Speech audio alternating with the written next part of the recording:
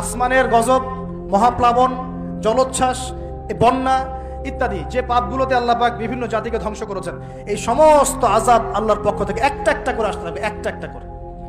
Specially 4-5টা। একটা হচ্ছে রিহুন হামরা, গরম বাতাসের আযাব আসবে, গরম বাতাস আসতে থাকবে, গরম, এমন গরম বাতাস আসবে যে বাতাসে জনগণের বেঁচে থাকা অতিষ্ঠ হয়ে যাবে মানুষ।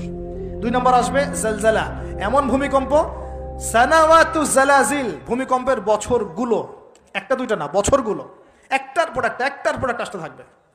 আর কি আসবে? খসফন, মানে জমিন ভিতরে ধসে যাবে, নিচে নেমে যাবে, দেবে যাবে।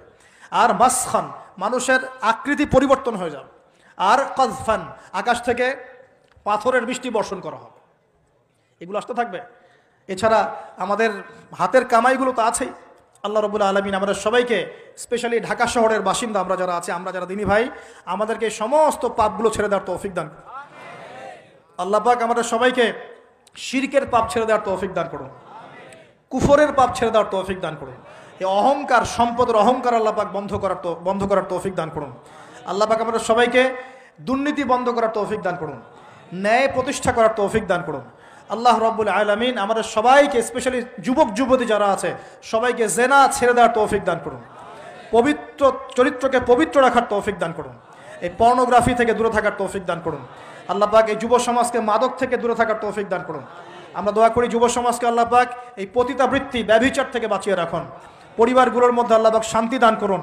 এই ব্যভিচার থেকে, এই বিশ্বাসহীনতা থেকে, আমানতহীনতা থেকে আল্লাহ পাক আমাদেরকে বাঁচিয়ে রাখুন। আল্লাহ পাক আমাদের শাসকবর্গকে হেদায়েত দান করুন। আল্লাহ পাক জনগণকে হেদায়েত দান করুন। আল্লাহ রাব্বুল আলামিন আমাদের সবাইকে অপচয় বন্ধ করার তৌফিক দান করুন।